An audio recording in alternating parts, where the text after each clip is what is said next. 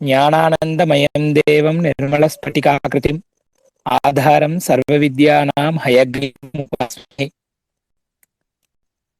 बुद्धिर्बलयशोधैर्यं निर्भयत्वमरोगता अजाड्यं वाक्पटुत्वं च हनूमत्स्मरणात् भवेत्। अपार करुणा ज्ञानदं शान्तरूपिणं श्री चन्द्रशेखरगुरुं प्रणमामि मुदान्वहम्। नमः सर्वेभ्यः।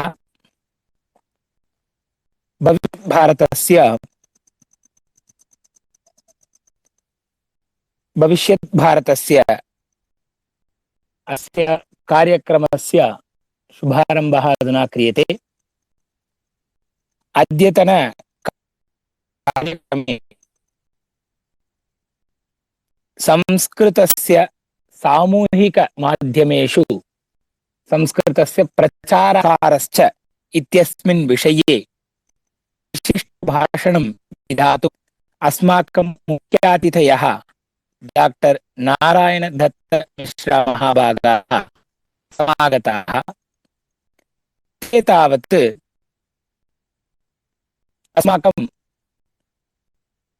दूरदर्शन चैनल इति यदुच्यते अस्माभिः दूरदर्शने तत्र वार्तावल्याः संयोजकः तथा संचालकश्च सन्ति। एते गीतानुवादस्पर्धा वार्तावली इत्यस्याः तत्र जूरीस् मध्ये एकम् उन्नतस्थानमपि आवहन्ति। एते भूतपूर्व अध्यापकाः सन्ति JNU संस्थायाः। आचार्येभ्यः हार्दिकं स्वागतं व्याहरामः। नमो नमः आचार्याः। नमो नमः महोदयाः। अत्र भवद्भ्यः सर्वेभ्यः ये सन्ति अत्र उपस्थिताः, तर्हि आचार्याणाम् आज्ञया प्रोफेसर वेणुगोपाल राव महोदयानाम् आज्ञया जी नमो नमः। भविष्यत् भारतम् इत्यस्य अयं यः प्रकल्पः वर्तते तत्र मम आह्वानं भवद्भिः विहितं, तदर्थं पूर्वतः तु अहं धन्यवाद वचनं सर्वेषां कृते विज्ञापयन् अस्मि। वस्तुतः अत्र आचार्याः सन्ति प्रोफेसर वेणुगोपाल राव महोदयाः, ये आयुर्वेद धुरन्धराः, संस्कृतक्षेत्रेपि तथैव सन्धराः। अन्ये त्यागराज महोदयाः, अन्ये येपि सन्ति, डॉक्टर जितेन्द्रः वर्तन्ते महोदयाः, सन्नी कुमार, नीरज पंत अथवा दीपा इत्येषां नामानि पठामि। सर्वं खल्विदं ब्रह्म इति। तर्हि डॉक्टर वैरम इति सर्वेषां कृते मम नमः, नाम सर्वेभ्यः मम नमः। इदानीं विषयः यः वर्तते तदनुसृत्य प्रारभे। विषयः अस्ति सामूहिकमाध्यमेषु संस्कृतस्य प्रचारः इति, प्रसारः वा इति। तत्र कथनस्य अभिप्रायः यः अस्ति, वस्तुतः सर्वे जानन्ति यत् समूह नाम अत्र माध्यमभूतं यत्किमपि वर्तते, Twitter, Facebook, YouTube, club house इत्यादिकं यत् सर्वं भवति तद्वत् एव अत्र ट्विटर स्पेस इत्यत्रापि इत्यस्यापि संयोजनं तत्र कर्तुं शक्नुमः। माध्यमेषु सामूहिकमाध्यमः वर्तते, अर्थात् माध्यमभूतं यत्किमपि अस्ति तत् वर्तते। तत्र जनसञ्चार माध्यमरूपेण यदि कथनं कुर्मः तदानीं विशेषतः अर्थावगमनं स्यात्। तत्र संस्कृतस्य प्रचारः कथं स्यात् विषयः वर्तते, अथवा यः प्रचारः अस्ति सः कथं वर्तते। इदानीम् एतदर्थं मम मनसि प्रारम्भिकः यः विचारः आयाति सः अयं विचारः यत् अत्र ये सन्ति प्रयोक्तारः सामूहिकमाध्यमानां, जनसञ्चारसाधनानां वा फलकानां वा, तत्र ते एव सन्ति विशेषतः ये सर्वदैव नाम पठने मग्नाः भवन्ति, अथवा ये पारम्परिकाः अधिकाः भवन्ति ते तथा न प्रयोगं कुर्वन्ति एतेषां साधनानां। इति इति तु प्रारम्भिकः विचारः। एवं नास्ति यत् ते न कुर्वन्ति, कुर्वन्ति तेऽपि, परन्तु आधिक्येन न कुर्वन्ति।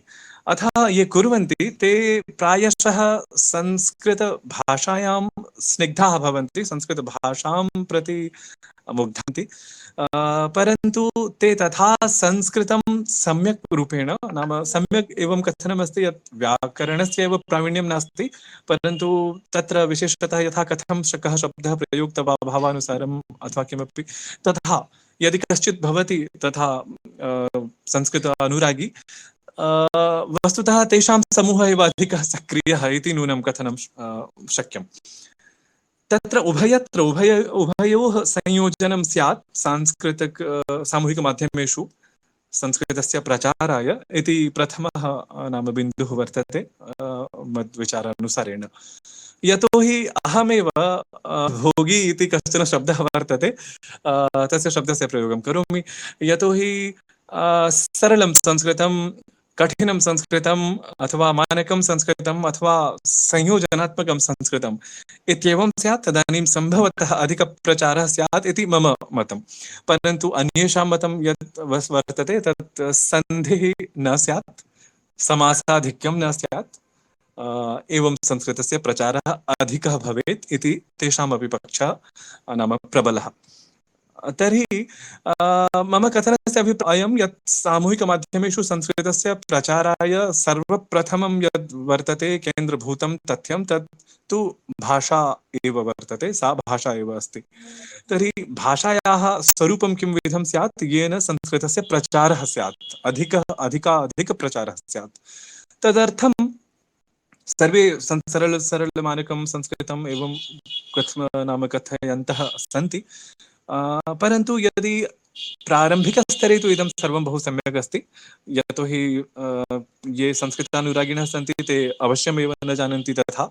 यदा अहमेव यदा ससन्धिरूपं यदि नाम कथयामि अथवा लिखामि तदानीं ते एव भवन्ति भीतभीताः यत् कथं किमस्ति इतोत्तिरिच्य इति किम् उक्तं भवता। तर्हि इतः अतिरिच्य एवं यदि संशोध्य लिख्यते, संशोध्य नाम तेषाम् अनुसारेण संशोध्य लिख्यते अथवा त्रोटयित्वा लिख्यते सन्धिं विहाय, सन्धिविच्छेदं विधाय, तर्हि एवमपि रीतिः अस्ति। परन्तु शनैः शनैः यथा प्रथमसोपानं भवति तथैव द्वितीयं सोपानं प्रति वयं गच्छामः। तथा कर्तुं ससन्धिरूपाणि यानि भवन्ति तानि प्रति अपि अस्माकं मनः गच्छेत्, अस्माकं तत्र कर्म भवेत्। तथा एवं नास्ति यत् सरलम् अस्ति अत एव सरलम् आजीवनमेव सरलमेव कथयामः इति मम मतम् अस्ति। तत्र विरोधः अपि जायते यत् एवं भवान् अन्यान् तत्र एवं आक्षेपति। तर्हि मम आक्षेपः नास्ति, मम अपि कथनमस्ति। यथा मम उपरि आक्षेपः आयाति यत् कथं संस्कृतस्यैव ईदृशं रूपं कथं प्रयुङ्क्ते भवान् इति, तदानीम् अहं कथयामि यत् नाम माध्यमिकः भवितुम् इच्छामि, एवं नास्ति बाणभट्टः अपि कश्चन नास्मि। परन्तु यदि मध्ये मध्ये संस्कृतस्य तथा विधं स्वरूपं यदि सम्मुखम् आनयामि तदानीं काठिन्यं किं। तर्हि अयं प्राथमिकः विषयः, भाषा नाम अयं विषयः इदानीम् अस्ति। तर्हि तं विषयं यदि त्यजामि तदानीं यदि वार्तायाः नाम बिन्दुः स्यात्, विषयस्य कः आधारः स्यात् अस्य कृते, प्रचारस्य कृते, तदानीं विषयः यः वर्तते विषयवैविध्यं नाम्ना अहं तस्य अङ्गीकारं करोमि। विषयवैविध्यं यदा स्यात् तदानीं सामूहिकमाध्यमेषु संस्कृतस्य प्रचारः स्यात्। यथा इदानीमेव समूहः निर्मितः अस्ति, समूहे नाम 15 माम् आहत्य 15 सन्ति इदानीं यावत्। तर्हि 15 जनेषु कः विषयः रुचिकरः प्रतिभाति। अहम् अर्धहोरापर्यन्तं केवलं संस्कृतभाषा कठिना नास्ति, सरला अस्ति, यद् अहं वदामि सरलमस्ति, यद् भवन्तः कथयन्ति तत् सरलं नास्ति, तद् अशुद्धम् अस्ति, तदानीम् अन्ये ये 15 सन्ति तेषु नाम 10 नाम गताः भवेयुः। यतोहि वैविध्यं नाम रुच्यनुसारं किं तेभ्यः रोचते, कः विषयः रोचते, तदनुसारं प्रयोगः विधेय अस्माभिः। तर्हि विषयवैविध्यं यथा सामूहिकमाध्यमः सृष्टः वर्तते, सामूहिकमाध्यमाः नैके सन्ति। तत्र यूट्यूब् मध्ये यदि वयं संस्कृतस्य पाठनमेव सदैव कुर्मः तदानीं संस्कृतस्य प्रचारः स्यात्, तेनापि स्यात्, एवं नास्ति यत् तेन न स्यात्, तेनापि स्यात्। परन्तु यथा रुचिवर्धनं भवेत् तदर्थं गीतादीनां प्रस्तुतिः भवति, अथवा हालिवुड् बालिवुड् इत्यस्य, यतोहि अहं जानामि अत्रैव ट्विटर् इत्यत्रैव वार्तावल्यां किं भवति एतत्तु सर्वे जानन्ति, परन्तु ट्विटर् इत्यत्रापि ये सखायः सन्ति, प्रदेशीयाः सन्ति, अथवा अभियान्त्रिकी विषयविशेषज्ञाः ये सन्ति, ते एवं नाम ईदृशीं सामग्रीम् आनयन्तः सन्ति।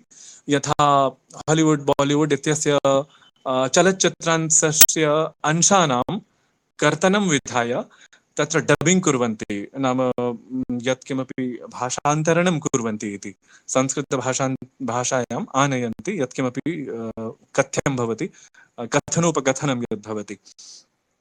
तत्र अस्माकं मते तु तत्र डीडी न्यूस् इत्यत्र तु कापिरैट् इत्यस्य अधिकारप्रपत्रस्य आवश्यकता भवति, परन्तु अत्र साधारणाः जनाः कुर्वन्ति, तदानीं ब्लाक् इति अवरुद्धाः भवन्ति, अवरोधिताः जायन्ते तैः समवायैः।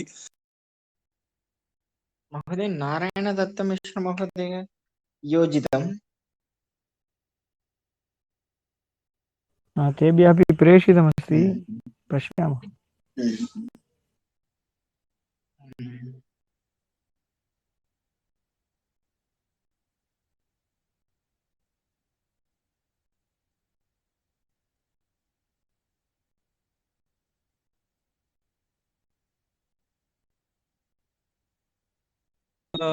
कः विषयः आसीत् यदा अवरुद्धः? महोदय नमस्कारः, क्षम्यताम् आदौ तत्र नेट्वर्क् एरर् इति आगतम्। अस्तु अस्तु,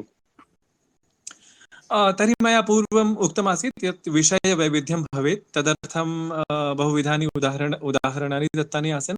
यत् बालिवुड् हालिवुड् अथवा सिनेमा चलच्चित्रजगतः अपि विषयसामग्र्यः याः अपि भवन्ति, तासां सामग्रीणां पुरस्करणं विविधसामूहिकपटलेषु, नाम अन्तर्जालीयसमूहेषु वयं कर्तुं शक्नुमः।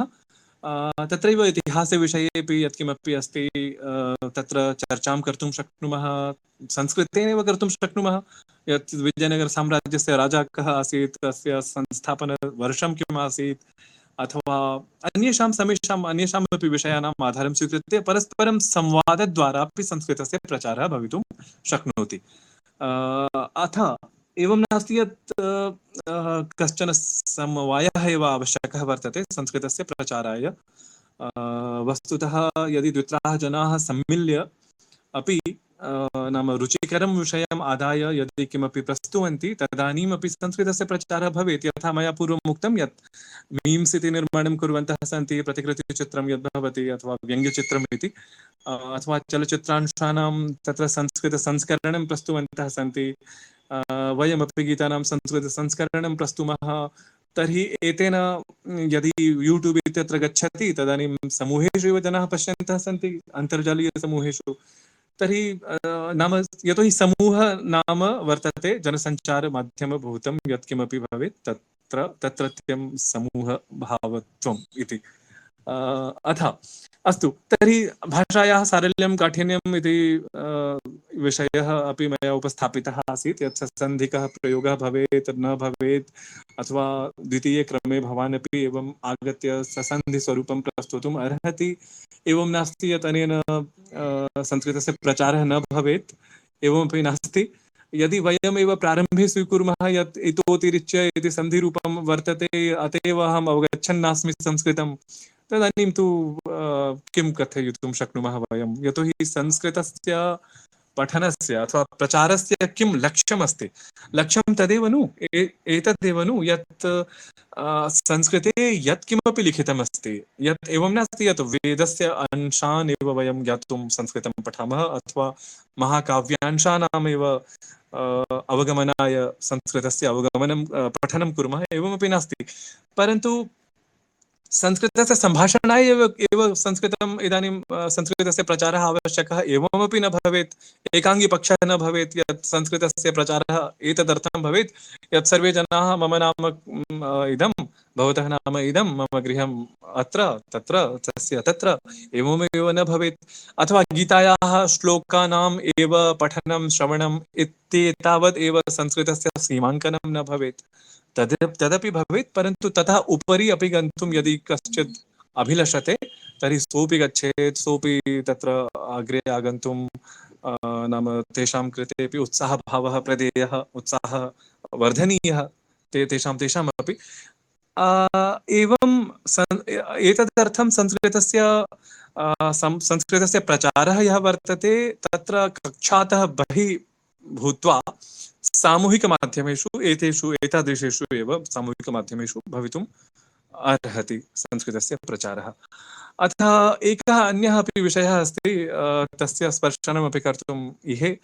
यथा नाम विगते एव वर्षे सन्दीपमाहेश्वर्यादीनां विरोधिनां कथञ्चित् नाम वयं कथयितुं शक्नुमः यत् ते विरोधिनः सन्ति, परन्तु कदाचित् वयम् अधिकोत्साहिनः सन्तः ये वस्तुतः तथा विरोधिनः न भवन्ति तदापि वयं तेषां प्रतीकारं कुर्मः।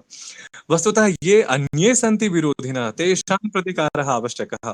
तेषां सम्मुखं तु वयं किमपि न कथयामः, परन्तु ये साफ्ट् टार्गेट् इति भवन्ति, नाम मृदु नाम लक्ष्याणि यानि भवन्ति, जानीमः यत् अरे अयं तु बहु सम्यक् अस्ति, परन्तु अस्तु अस्तु तत्र एतस्य कृते एव नाम इममेव उद्दिश्य तर्जनां कुर्मः, तर्हि प्रारभामहे।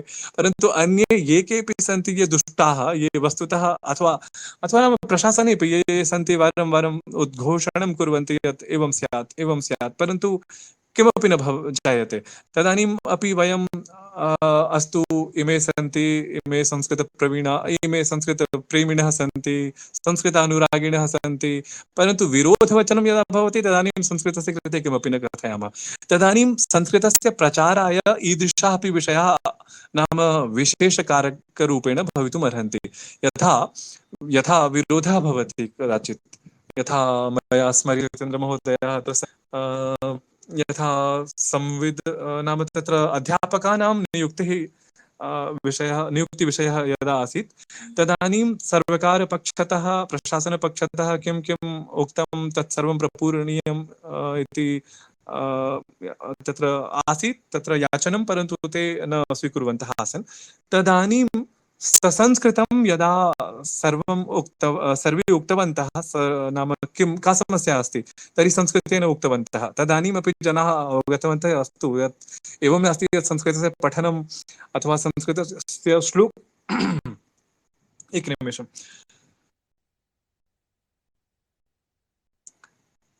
यत् संस्कृतस्य श्लोकगायनेन एव तत्र संस्कृतस्य स्वरूपदर्शनं भवति एवं नास्ति, अत्र जनाक्रोशः अपि संस्कृतेन भवितुम् अर्हति। नाम परिदेवना अपि संस्कृतेन प्रस्तोतुं शक्यते, एवमपि संस्कृतस्य प्रचारः भवति। तथैव सन्दीपमाहेश्वर्यादीनां यत्किमपि कथनं तदानीं यः उत्साहः दरीदृष्टः अस्माभिः यत् सर्वे तत्र ट्रेण्ड् कुर्वन्तु, तत्र प्रवाहं स्थापयन्तु, यत् एवं तत्र संस्कृतस्य एवं ये सन्ति जनाः ते एवं न कदाचिदपि कुर्युः, तदर्थं विरोधप्रदर्शनं। तर्हि ईदृशः अपि प्रकल्पः संस्कृताय स्यात्, प्रचाराय नाम ईप्सितः सर्वैः। अथ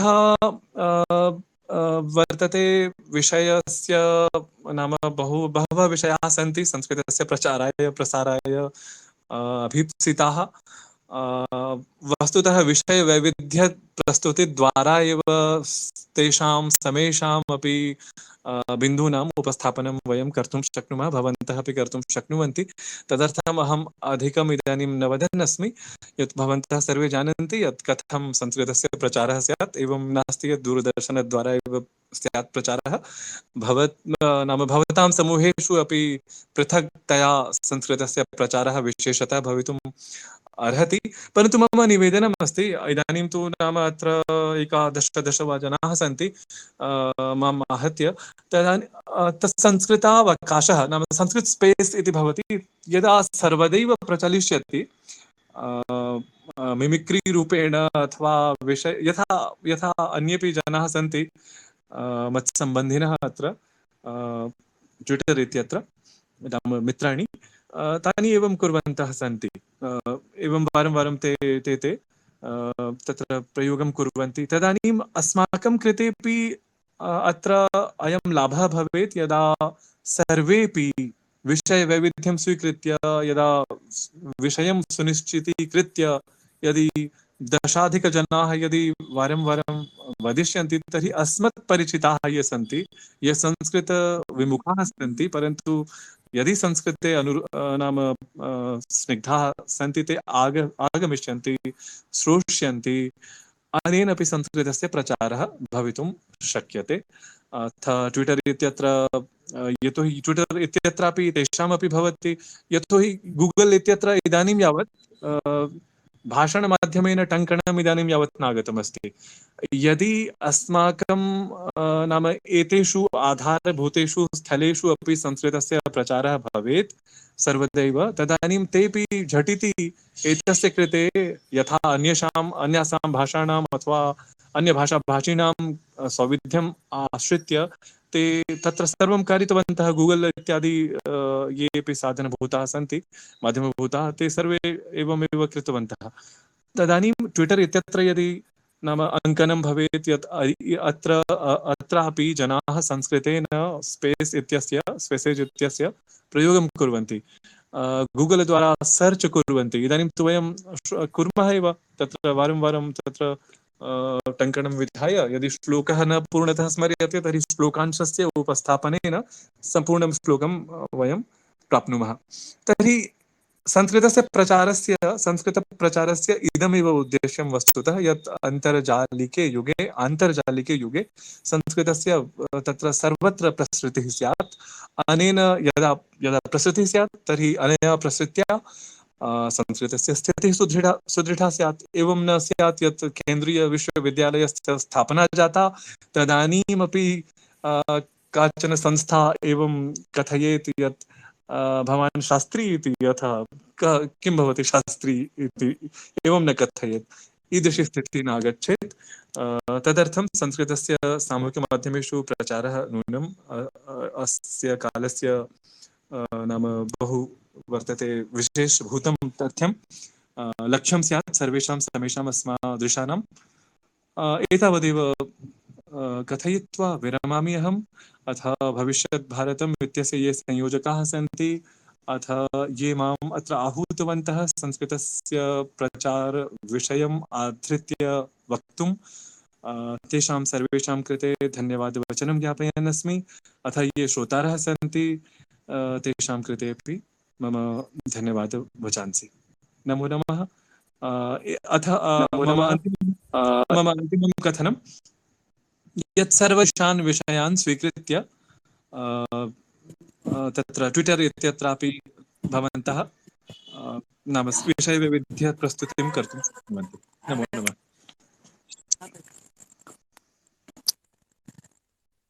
धन्यवादाः आचार्याः।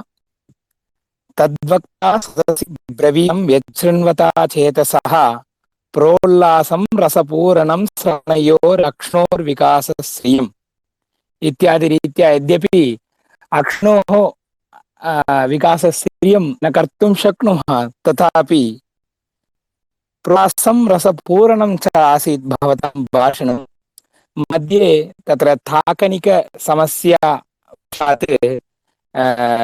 ट्विट्टर् स्पेसस् मध्ये इयं ताकनिकसमस्या आसीत्, तत्रापि तैः किञ्च अधुना यद्यद् भवद्भिः उक्तं तत्तु सत्यमेव। यदा कदाचिदपि अस्माभिः नाम मयापि कदाचित् श्लोकः विस्मृतश्चेत् झटिति गूगल् मध्ये एव टङ्कयित्वा झटिति तस्य अन्वेषणं क्रियते। तथा भवदुक्तरीत्या इतोपि यद्यत् अस्माभिः शक्यं तस्य प्रयासः संस्कृतस्य प्रचारः प्रसारश्च यथाशक्ति यथा समयं कर्तुं वयं अस्माकं प्रयत्नं तत्र संस्थापयामः। पुनः पुनः भवतां समेषां श्रोतॄणां विशिष्य अस्माकम् अतिथि आगत्य अत्र भाषणं कृतवतां महोदयानां नारायणदत्तमिश्रमहाभागानां च अस्माकं हार्दिकीं कृतज्ञतां निवेदयामः। एकं वक्तुम् इच्छामः।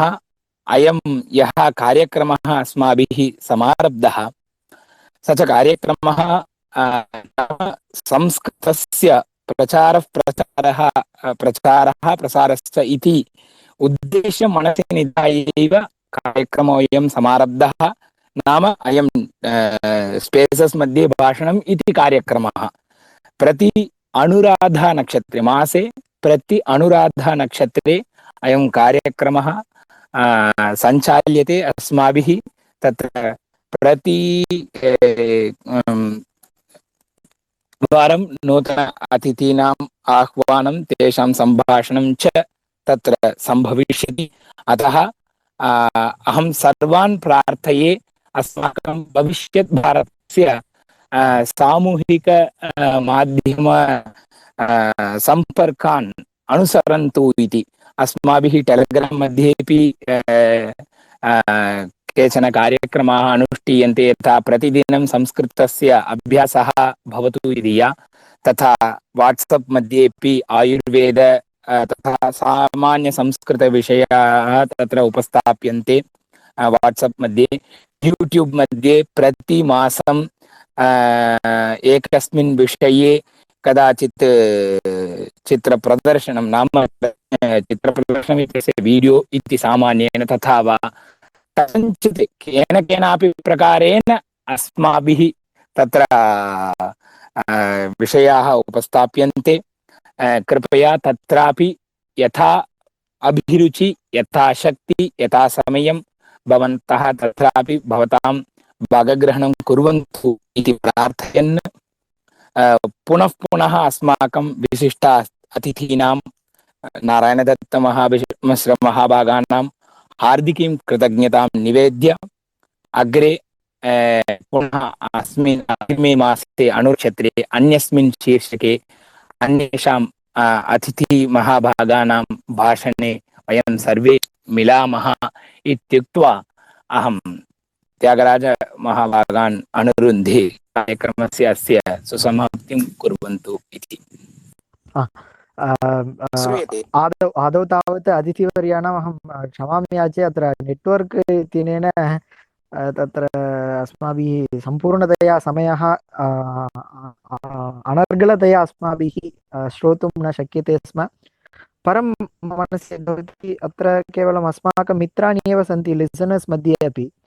अतः सर्वेषामपि तत्र भावः कथं भवति इति सर्वेषामपि अहं दातुं शक्नोमि अहम्। अतः एतेपि इच्छन्ति भवताम् अस्माकं चर्चा किञ्चित् इतोपि 10 निमेषाः अस्माकं हस्ते अस्ति। किमित्युक्ते भविष्यत् भारतम् इति अस्माकम् उद्देशः तावत् सर्वत्र संस्कृतस्य प्रचारः, यत्र कुत्रापि अवकाशः लभते।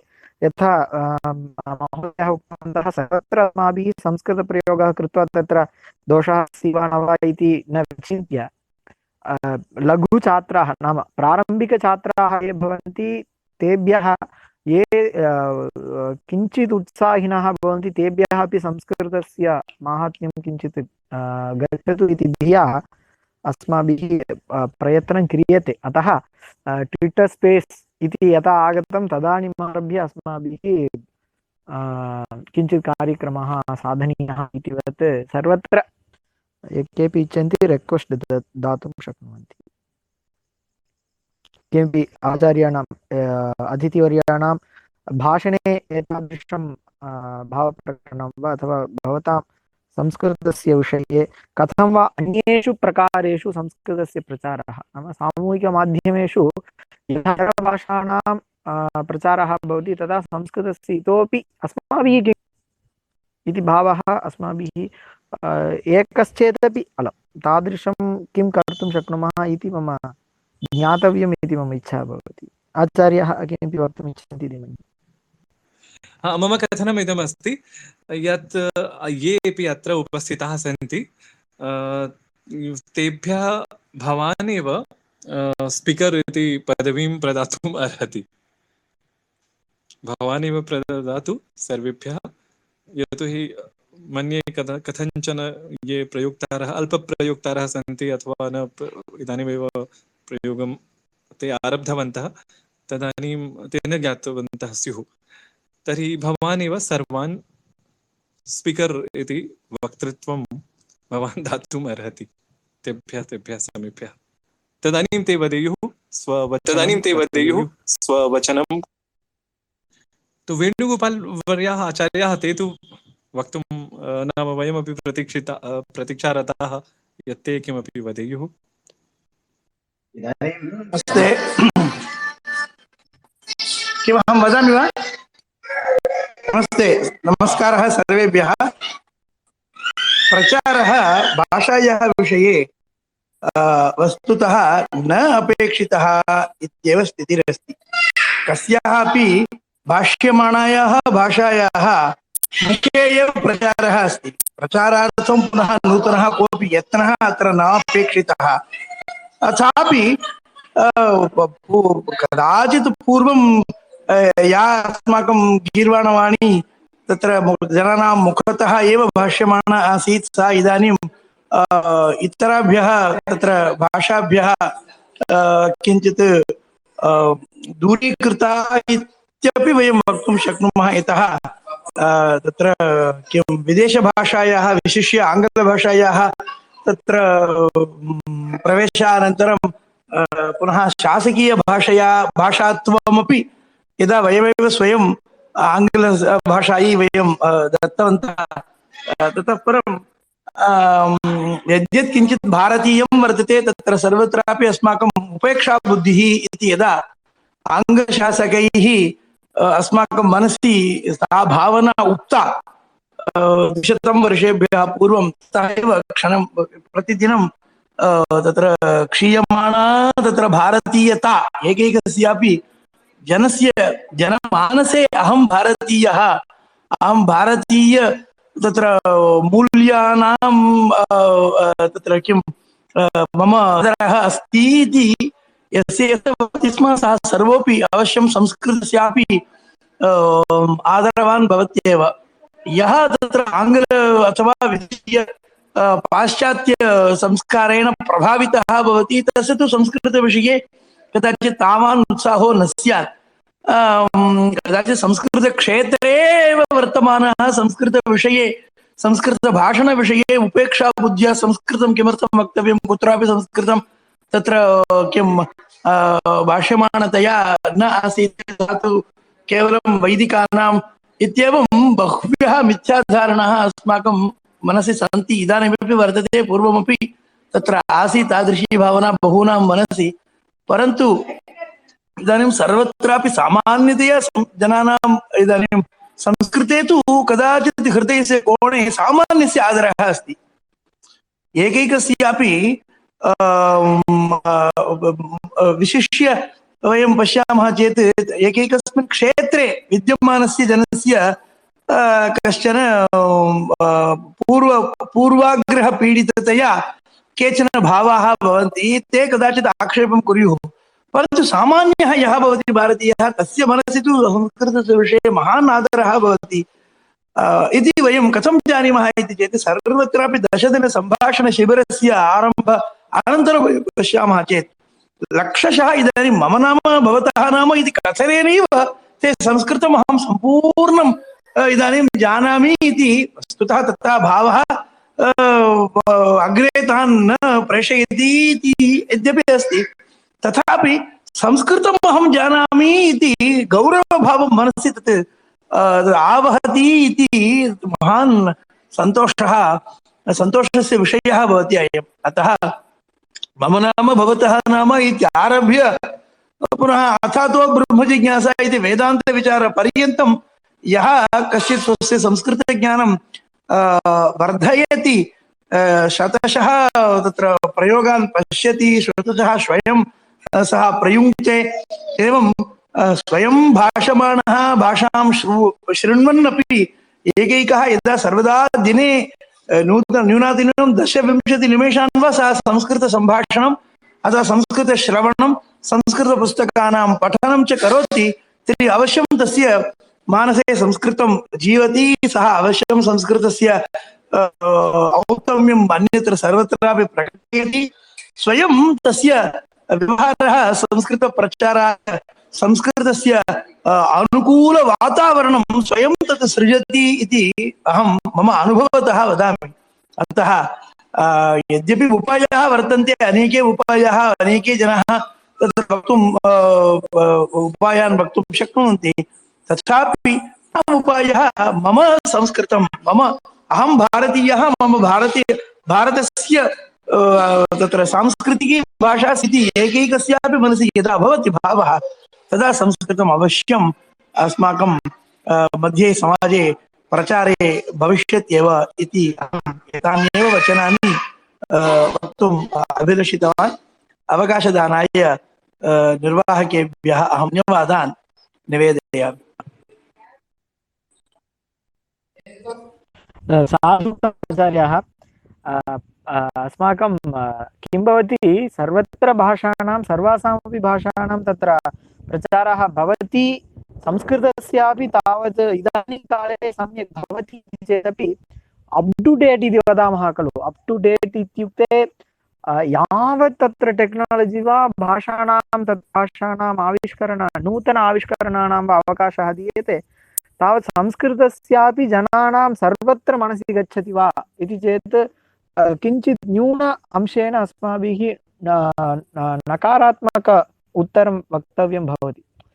अतः तत्रापि स्थले संस्कृतस्य प्रचारः, यथा भवन्तः उक्तवन्तः, मम नाम इत्यारभ्य अद्वैतपर्यन्तं नामान्तपर्यन्तम् अस्माभिः संस्कृतस्य प्रचारः भवतु, परं साधनानाम् उपयोगेन जनानां मनसि कथम् इत्येव अस्माकं विचारः। सामूहिकमाध्यमं सर्वेषां हस्ते दूरवाणी अस्ति, नूतनविषयाणां तत्र आगमनं भवति चेदपि संस्कृते भवति वा इति चेत् तत्र अस्माभिः सर्वत्र आम् अथवा ओम् इति अङ्गीकारः न भवति इति मनसि क्लेशः आगतः इत्यतः तादृश विषये किञ्चित् तत्र प्रवीणाः ये भवन्ति तेषां मनसि किं भवति इति ज्ञातुम् अस्माकं किञ्चित् इच्छा इति यतः अतिथिवर्याणाम् अद्य भाषणं सम्यक् अस्माभिः यद् चिन्तितं तादृशरूपेण अस्माकं मनःपूरणं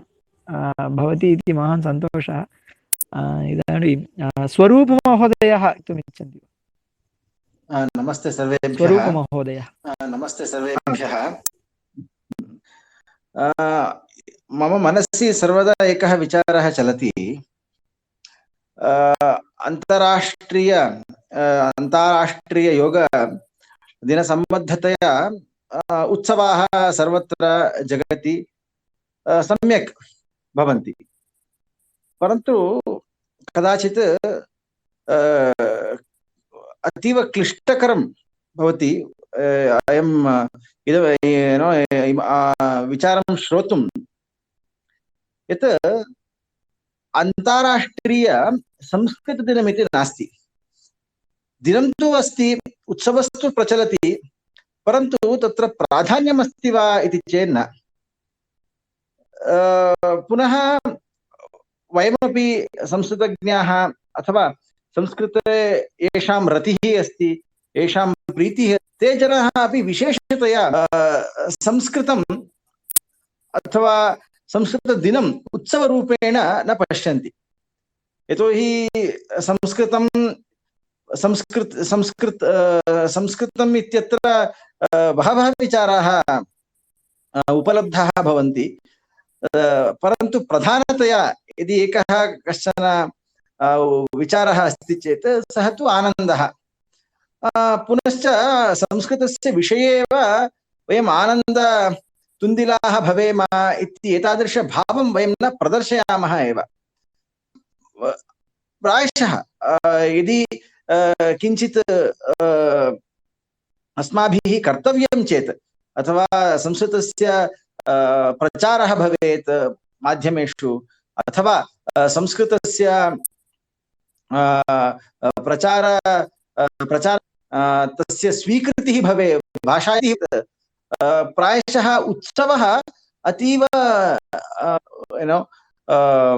उत्तमरूपेण कर्तव्यः, परन्तु नूतनतया अपि कर्तव्यः। इदानीम् उत्सवः नाम संस्कृतोत्सवः नाम वयं किं कुर्मः, केवलं कानिचन चित्राणि प्रदर्शयामः। एतादृशं प्रायशः न उपायाः अतीव सहकारदायकाः भवन्ति। प्रायशः तादृशः एकः उपायः उपन्यस्तः भवेत्, स्वीकृतः भवेत्, पुनश्च आचरितः भवेत्, येन च ते जनानां मनसि संस्कृतम् इति एका भाषा अस्ति, तया भाषया अस्माकं प्रयोजनमस्ति, तत्र काचित् दृष्टिः अस्ति, तत्र काचित्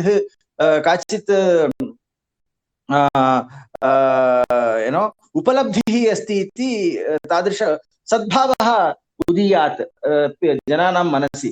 इदानीन्तन दिनेषु संस्कृतं नाम द्वेषः कदाचित् भक्तिभावः अस्ति। तन्मध्ये एकः मार्गः अस्माभिः संस्थापनीयः। च मार्गः प्रायोगिकमार्गः, पुनश्च तेन मार्गेण काचित् उपलब्धिः भवेत्। इदानीं सामान्यज्ञानं वा तेन लब्धं भवेत्, अथवा नूतना एका दृष्टिः, पर्स्पेक्टिव् इति यद् वदामः, तादृश एका नूतना दृष्टिः उदिता भवेत्। इदानीं बहूनि वचनानि सन्ति, बहूनि पद्यानि सन्ति।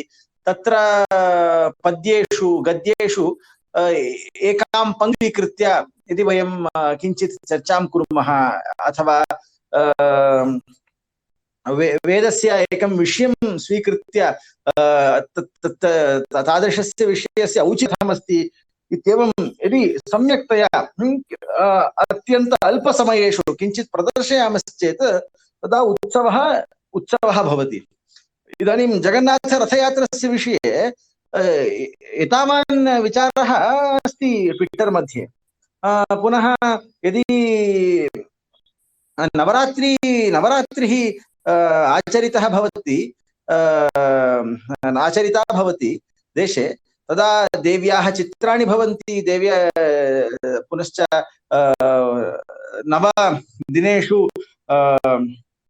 पूजिताः नव विभिन्नदेवताः, तासां विषये च भवति, अथवा किञ्चित् किमपि नूतनं किञ्चित् अवगतं भवति जनेभ्यः।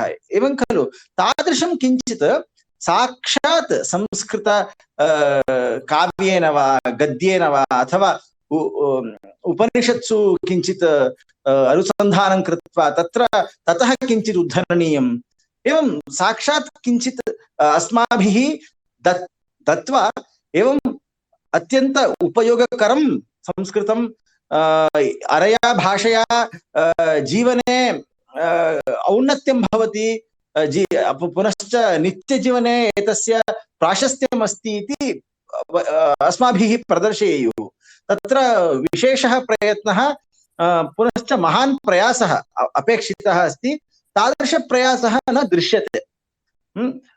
पुनः संस्कृतभाषया कदाचित् एतादृश उत्सवाः भवन्ति, परन्तु तत्र उत्सवाः उत्सवरूपेण न भवन्ति। प्रायशः उत्सवः नाम जगति अथवा जनानां मनसि एवं भावः अस्ति, यत्र हासः भवति, यत्र किञ्चित् यत् वयं सेलिब्रेशन् इति वदामः, तादृशं किञ्चित् भवेत्। तेन च हासः, पुनश्च तेन च मनसः आनन्दः। यदि एतादृशान् सद्भावान् जनयामः जनानां मनसि, तदा प्रायशः जनाः अत्र मनः निधाय किञ्चित् कार्यं कुर्युः। इदानीं अहं तु प्रतिनित्यं भविष्यत् भारतम् इत्यस्य प्रातःकालीनं चित्रं पश्यामि। आयुर्वेदे विचाराः भवन्ति। पुनश्च तच्च चित्रं बहु सुन्दरं भवति। पुनश्च गर्भितं भवति तत् चित्रं, परन्तु संस्कृते अस्ति। ये च संस्कृतज्ञाः, ये च संस्कृतम् इच्छन्ति, तेषां तेभ्यः बहु सम्यक् भवति। परन्तु एतादृशविचाराः यदि आङ्ग्लभाषायाम् उपन्यस्ताः भवन्ति, पुनश्च आङ्ग्लभाषाद्वारा पुनश्च यदि ते पुनः संस्कृतमेव प्रविशन्ति, तदा प्रायशः जनाः उद्युक्ताः भवेयुः। प्रायशः मम एवं महानेकः मनसि सदा विचारः पौनःपुन्येन भवति यत् संस्कृतं नाम हास्यविरहितं, संस्कृतं नाम किञ्चित् यत्र गाम्भीर्यम् अस्ति तादृशं किञ्चित् इति बहूनां मनसि अस्ति। इदानीं कश्चन संस्कृतविद्वान् आगच्छति चेत् तेषां सर्वेषां मनसि गौरवं भवति अथवा अनादरं भवति, परन्तु हास्यभावः अथवा प्रीतिभावः किञ्चित्, गौरवं भिन्नं, प्रीतिः भिन्ना, सत्यं खलु?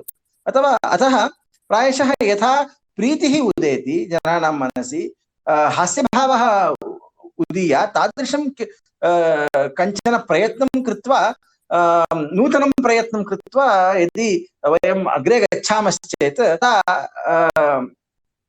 अग्रिमदिनेषु किं भवति, कथं संस्कृतं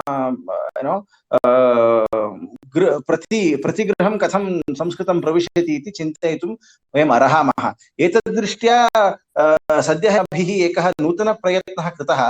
तत्र च संस्कृतम् अध्येतुम् अथवा संस्कृतं ज्ञातुं वयं एकां क्रीडामेकाम्, अर्थात् कार्ड् गेम् इति वदामः खलु, तादृशाम् एकां दृष्ट्वा सरस्वती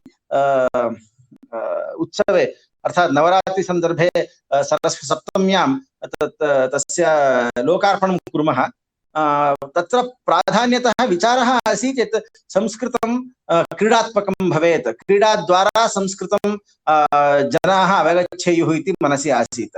परन्तु सः एकः लघुप्रयत्नः एव, सः महान् कोऽपि मम प्रयत्नः अथवा अस्माकं प्रयत्नः एव महान् इति एतादृश भावेन अहं न किमपि वदन् अस्मि। परन्तु बहुभिः साकं सम्भाषणं कृतवान्। यदा सम्भाषणं कृतवान्, सर्वे एकम् उक्तवन्तः, अस्माकं मनसि संस्कृतस्य विषये गौरवमस्ति, प्रीतिः नास्ति इति। पुनश्च संस्कृतस्य विषये अस्माकं किञ्चित् कौतूहल्यम् अस्ति, परन्तु यदि ज्ञातुम् इच्छामश्चेत् सर्वे विचाराः अतीव गम्भीराः इति आपाततः दृश्यन्ते। गाम्भीर्यं वयं न इच्छामः, यतोहि अस्माकं जीवने यथार्थतया गाम्भीर्यम् अस्ति। प्रतिक्षणं गाम्भीर्यमेव, कार्येषु व्यग्राः भवामः, अतः गाम्भीर्यं त्यक्त्वा किञ्चित् नूतनं दातव्यं संस्कृतेन इति बहूनां मनसि एषः विचारः अस्ति। तद्दृष्ट्या वयं यदि प्रयत्नं कुर्मः। महोदय, महान् मोदः। बहूनां विषयाणाम् इदानीं भवतां मनसि यद्भवति तत् उक्तवान्, वस्तुतः तत् सत्यम्। अत्र लोके चलति तत् सत्यमेव। इतोपि विभिन्नप्रकारैः संस्कृतस्य प्रचारः भवेत् इति भवताम्। अनन्तरं संस्कृतेन अन्यासामपि भाषाणां द्वारापि संस्कृते रुचिकरं, तत्र उत्सवस्य किमिति विचाराः इति बहूनां विषयाणां बहु सम्यक् उक्तवन्तः। महान् धन्यवादः। बहूनां भाषणं श्रोतव्यम् इति अस्माकं यद्यपि इच्छा अस्ति, तथापि समयः तत्रापि उल्लङ्घनीयः इति कृत्वा, अस्तु, महान् धन्यवादः। भवताम् आदौ अहं क्षमां याचे, तत्र नेट्वर्क् इश्यू इत्यतः पुनः बहून् विषयान् तत्र समयस्य न्यूनत्वात् तत्र परिकल्पना एवं भवति इत्यतः अस्माभिः पुनः काष्ठे भवतां तत्र श्रवणमाधुर्यमस्ति वस्तुतः यथा तत्र वार्तायां शृणुमः तत् इदानीमपि तत्र माधुर्यत्वात् संस्कृतमाधुर्यं तत् अनुभवितुम् अस्माकम् अवकाशः आसीत् इत्यतः भवतां धन्यवादाः। इतरेषामपि श्रोतॄणां महाधन्यवादान् वयं समर्प्य अत्र अस्य कार्यक्रमस्य समापनं वयं कुर्मः। नमो नमः महोदय। तर्हि यद् वचनम् उक्तं श्वः अपि वार्ता नाम शक्यते तर्हि द्रष्टुं भवद्भिः सर्वैः सपाद 7 वादने। सर्वेषां नमस्काराः।